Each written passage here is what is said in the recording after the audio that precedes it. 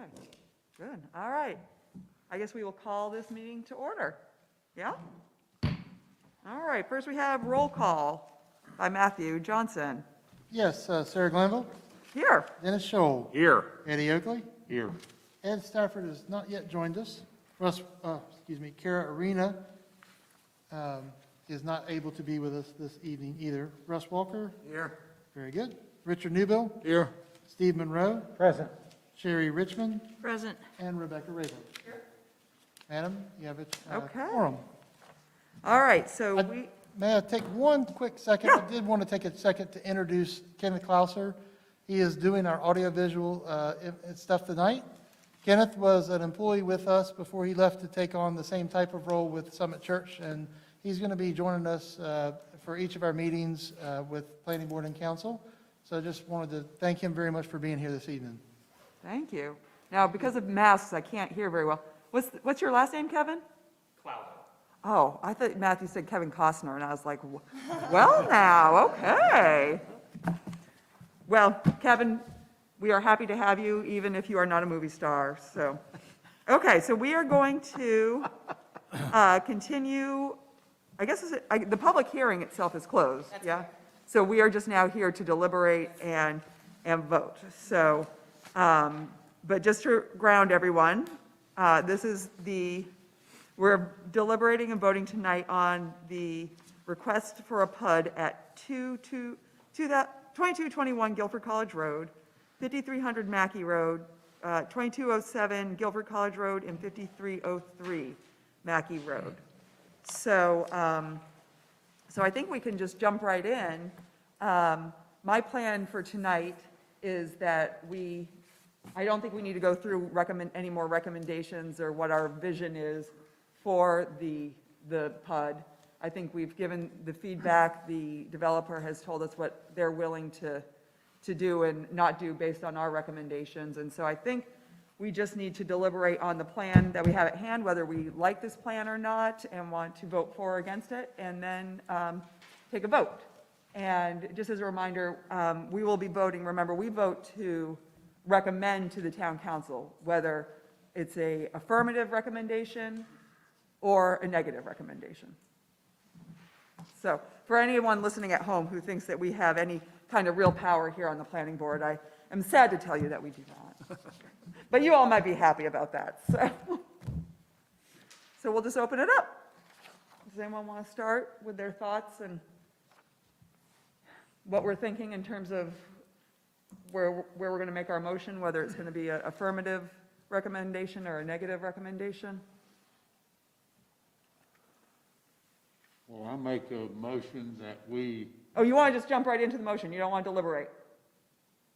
if there's nothing to give to the board that will change what we had last 2 weeks ago, I'm ready to make a decision. Okay, okay. If we want to discuss I didn't know if we just want to discuss where we were thinking, but if we don't want to, if we just want to all individually have in our mind what we're thinking in terms of how we're going to vote, then we can do that. I will withdraw my motion. So, I will start then. I thought Eddie. Okay, go. Eddie was gonna make a motion. What I'm trying to say is, you need to have a motion before there's anything to talk about and debate, so. At least that's the kind of meetings I used to. The way we've always done it, but You can do it either way, but typically with planning board deliberation is, like, you build more of a consensus before we make a motion, so we don't have to change the motion. Yes. All right. Do you want to start us off, Russ, what you're thinking?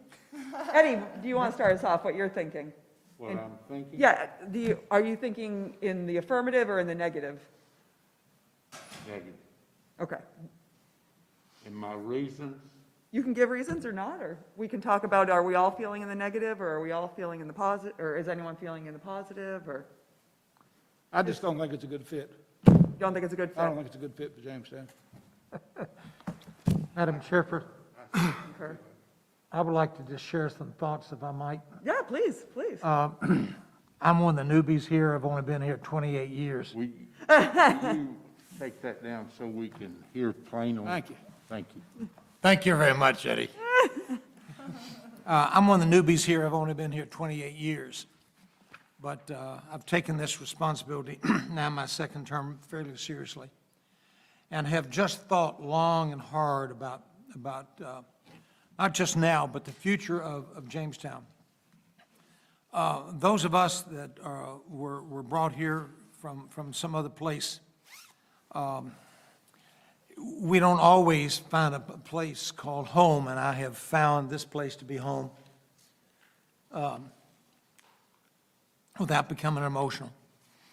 It became so much of a home that my 3 children who lived in different states have moved here and have made this area their home. I have 3 other children by marriage and 13 grandchildren. So we consider this Jamestown and this part of North Carolina home. One of the things that excited me as we got into this is that I think, Sarah, you and I are on the same page, is for us to talk about affordable housing. And that has been one of my hot buttons. The first thing I did when I moved here was volunteer with Habitat for Humanity. It was my honor and privilege a few years ago to build the first Habitat house in Chicago and to lead that effort that Chicago didn't know what affordable housing was. So that's been one of my hot buttons. One of my concerns, and Eddie Stafford and I both have shared this, is we've talked about lots of neat things to do for these houses if it's recommended. And I was reminded by some of the folks that are smart, far wiser than I was, that for every $1,000 we would add to a home because of feature and benefit, we would eliminate 461 families in Guilford County of buying that home for every $1,000 we would add. A median price for new construction in this area of the world for the last 10 years has been $276,000. The last 10 years. Household income for you to do something like that needs to be $68,200. These are all verified. I'm not making these up.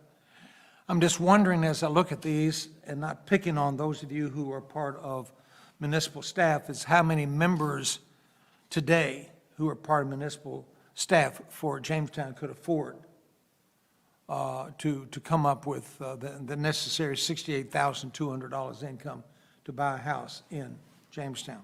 So affordability is one of mine. Diversity is another one. One way to get diversity in a town like ours is to offer diverse housing options. And these folks bring diversity housing options to us. We are landlocked, and there's no prospect of adding any more territory unless we want to go in and start grabbing part of Greensboro, and they may object to that. In fact, we had to negotiate a little bit with Greensboro to get the apartments that were built not too far from here, not too long back. So this may be our last chance to come up with a place to diversify our housing in a meaningful way. Diversity. Environmental issues, I think, have been addressed. But without maps and engineering expense, the reality as we look at this, the parcel of land that we have here, when you develop all the single, let's say that we decide to say no tonight, and we say to these folks, we appreciate what you're doing, but we're just going to put single-family houses on there. The reality is the dimensional requirements for lots, sizes, grading, and all the other variants to make right-of-ways and to keep it interesting, take out the option or give the developer option to take as many trees and scrubs and other stuff that they need to in order to make these lots work. The net result is that we have more expensive houses, but we do terrible damage to the area that all of us have loved as far as the Johnson property is concerned. Ironically, when you cluster something like townhomes, you get a better site design, a more diverse price range, and you create what some of my friends call a lively neighborhood. And you do that because it's just not locked and loaded with folks that can afford a $350,000 new construction home. If we're going to offer higher-end single-family homes, one of the arguments that my bride brought up to me is that if we do what we can to push away a diverse group, we might be accused of skirting the Fair Housing Act because we're excluding a whole population of people who could not afford to come and live here. These are, I know, are passionate issues. I've got more that I will hold my concerns for others. But this is, I think we need to give these folks a chance in hearing. And if given the opportunity, I'm probably going to vote for all these reasons. And I've got another 6 pages that I won't go into. And one of those is that we would end up creating 4 full-time jobs for every house built. And over the 10 years, we would create 3,060 full-time jobs. That's documented. And that would include some people that live in Jamestown or could afford to move to Jamestown because they have a full-time job in the construction industry. We're in desperate need right now of people to work in the industry. Right now, North Carolina is short 10,000 carpenters. 10,000 carpenters. And our friends at GTCC are in the process of trying to train some of those young men and women to do just that. So this is an opportunity for us to make a difference. Thank you. Thank you, Steve. Do others have things they want to bring up before we have motion? And go ahead, Ed. For those who maybe are just listening and not watching, Ed Stafford has joined us. Thank you. I apologize. My watch said I was on time, but I wasn't. I apologize. I'll correct that after I leave here. Well, as you know from some of my remarks, I really like the planned unit development concept. And when you're developing such a large piece of property like that, I feel it's good to have the mixed use. It's good to have some space for stores and restaurants to service such a large population. And then old Jamestown can eat up there, and they can eat down here, and we can go back and forth, and we have enough restaurants for the whole population. So I like that idea very much. And you know I love the shape of the old lodge, the old Mackey Lodge being there. I love that tying into history. I like a lot of the open space. And you know, last time when we met a couple of weeks ago, we had just seen the new revised drawing. And I've walked Guilford College Road because I'm doing that for physical therapy for my back, which was a successful operation. And I just have gotten stuck on the lot size, the square footage. I'd like to see 10 to 12,000 square foot lots. I'd like to see a minimum of 1,600 square foot homes. I'd like to see probably 50 to 75% masonry of some sort on the exterior of these houses. I can see going back some on the townhouses and maybe doing the lower half. And I love the overall concept. I just feel like the homes and townhomes themselves are just a little too dense and a little too small. And so I understand that thinning out the density and increasing the square footage will in effect push the house prices up.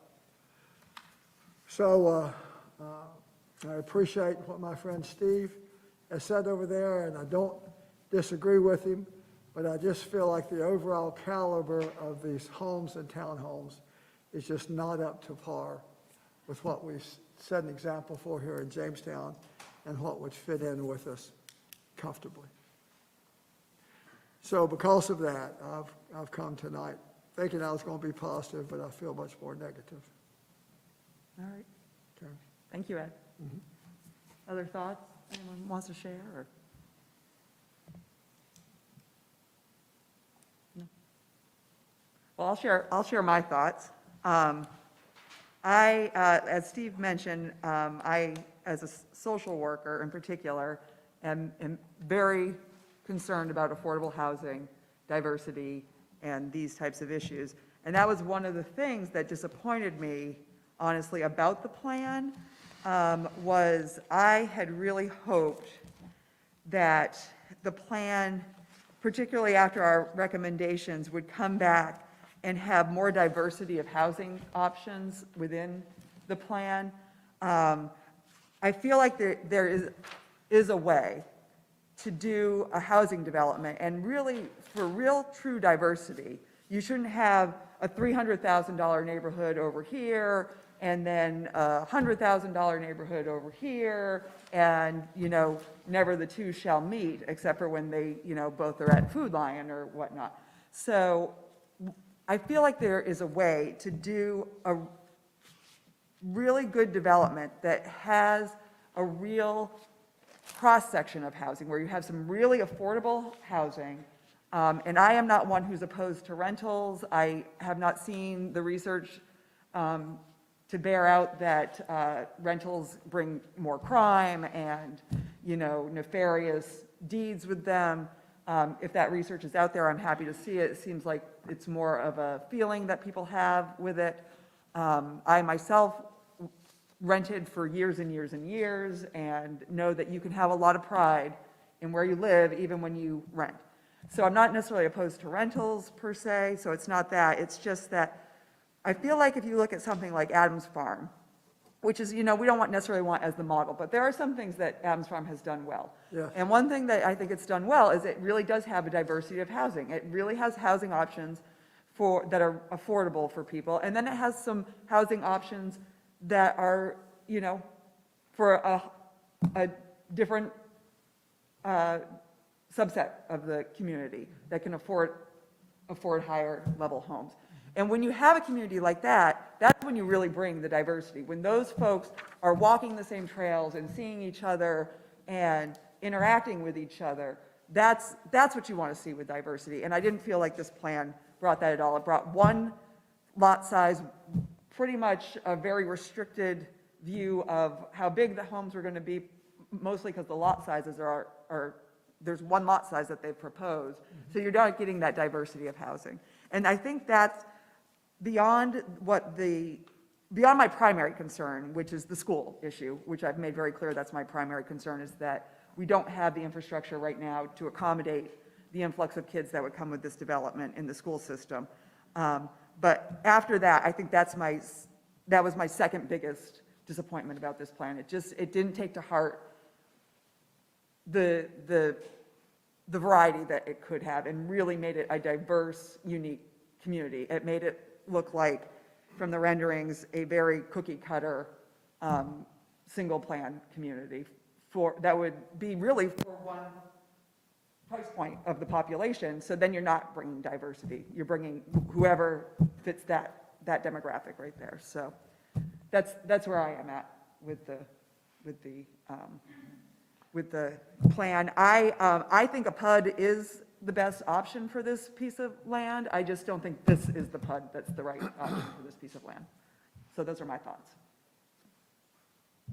I agree with you that the prospect of having the PUD so that we could help build a really nice, diverse, multi-type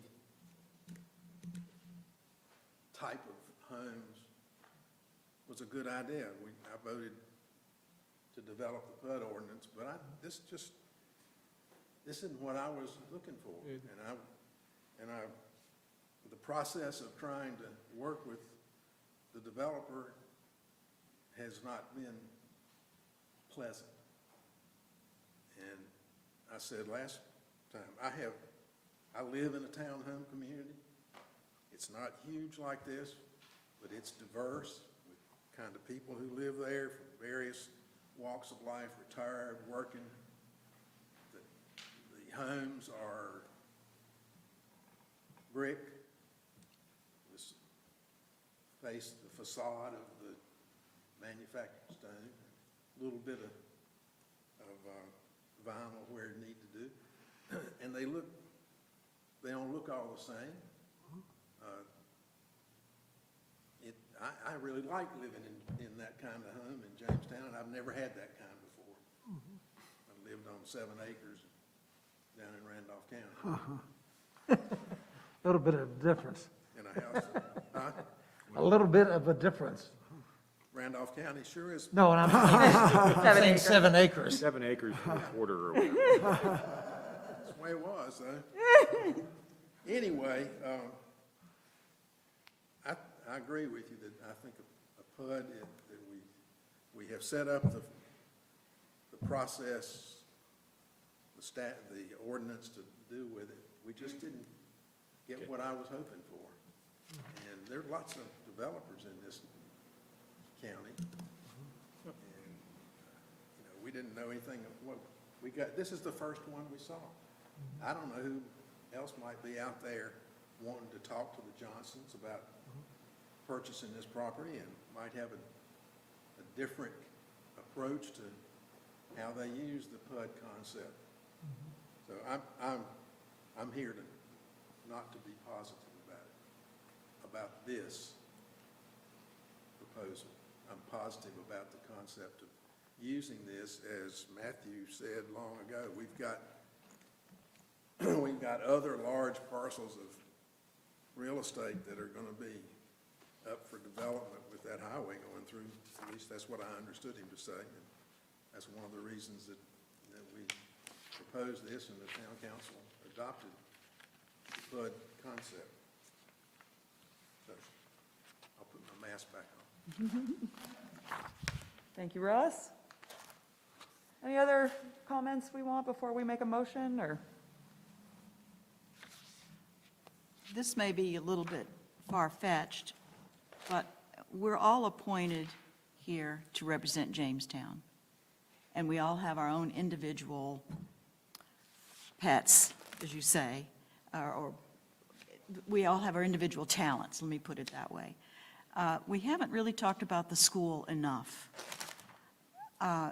And having taught 26 years in a school and see the district change or see the housing change, it does present a change in what the children are exposed to. So if you don't have enough diversity financially, too, you're losing out. You're restricting it to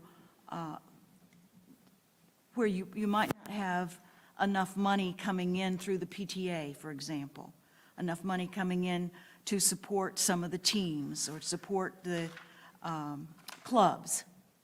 And affordability is important, but let's mix it with people who can support these other institutions, organizations, clubs and stuff too in the same building, or buildings, actually, schools, because I have seen that. And I don't know how else to express it. Thank you. And Sherry, you brought up a point that I didn't touch on, and I want to, is that when I talk about, what I didn't see and what I hope to see, this also comes from the feedback from folks from the town. I don't think any of us have approached this from our own personal point of view only. I think we've really integrated and heard from folks. The only folks that I've heard speak positively in favor of the development were the veterans and the church, vertical church.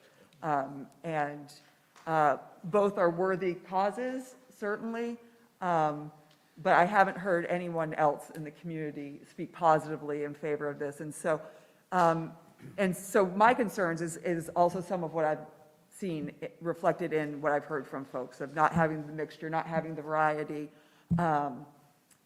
And I had another thought there, and it went right out of my head.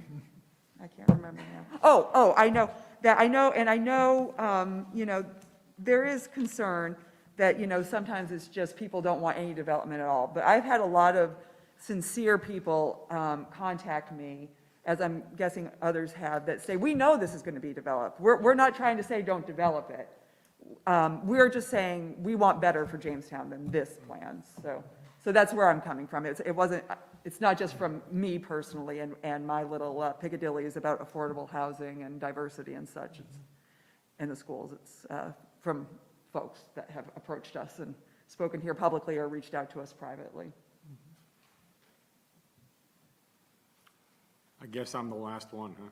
Well, you can share your thoughts or not. I have lots of thoughts about this place. I've spent the last 2 weeks, almost doing nothing but thinking about this place, including walking almost the entire perimeter of the property, including along the railroad tracks.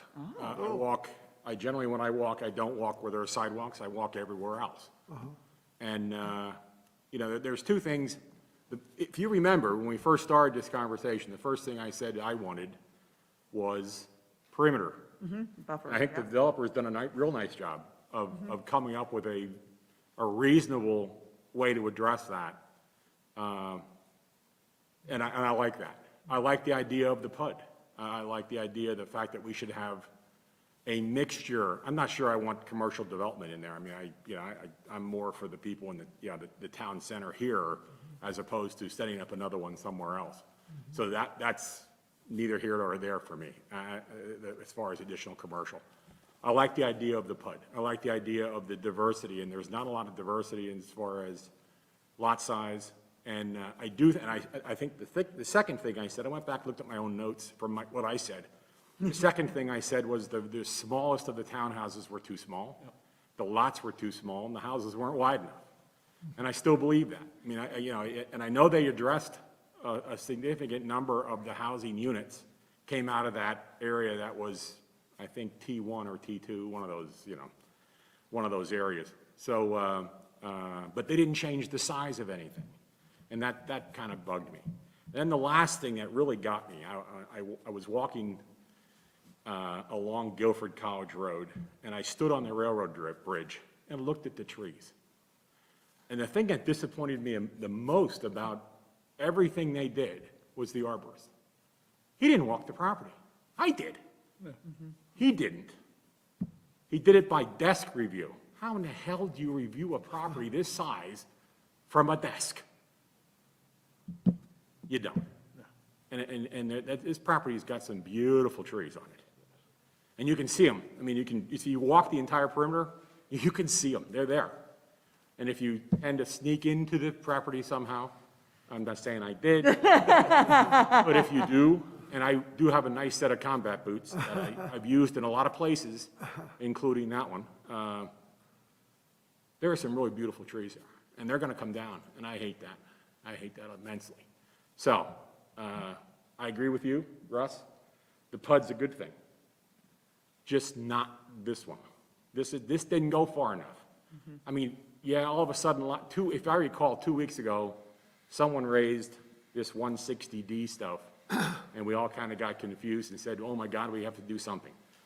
Yet, we were told initially, there's no reason to rush. Right. And I'm still there. But then a developer came and said, this is our best, this is it. Well, if this is it, then it isn't for me. That's the bottom line.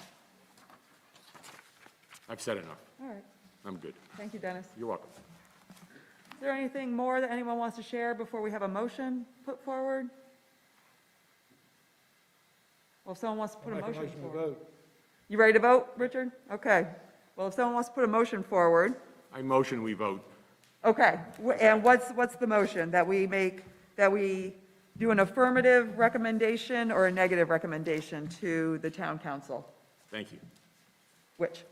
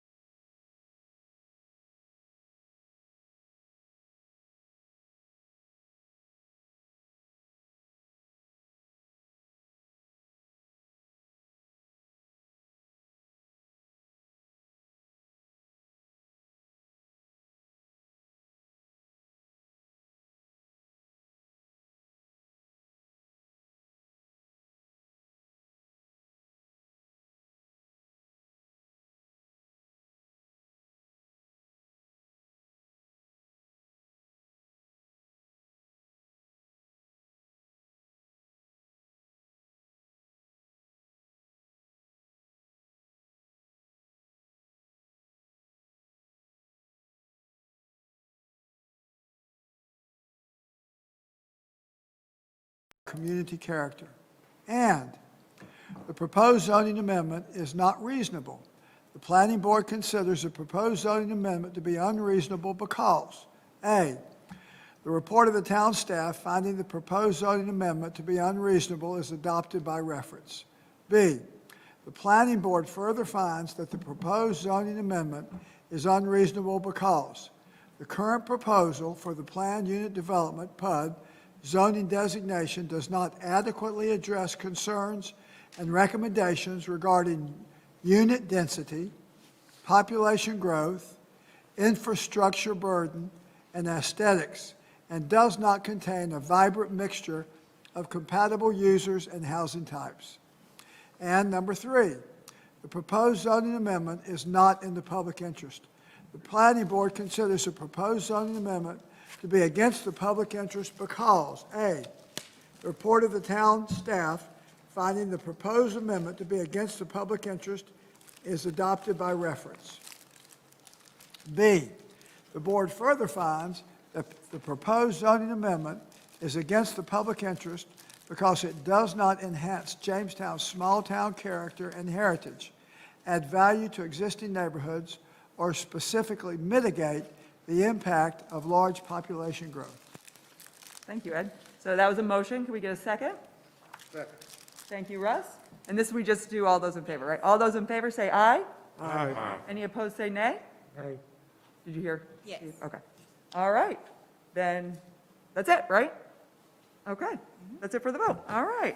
And then I think we just, do we have anyone signed up for public, oh, do we have public comment? No, it's a special meeting. Oh, okay, so we can just adjourn. So can we have a motion to Make the adjourn? motion. Any motion to adjourn? Second. This Thank may you, be a Richard. record. Oh, what's that? This may be a record. I know.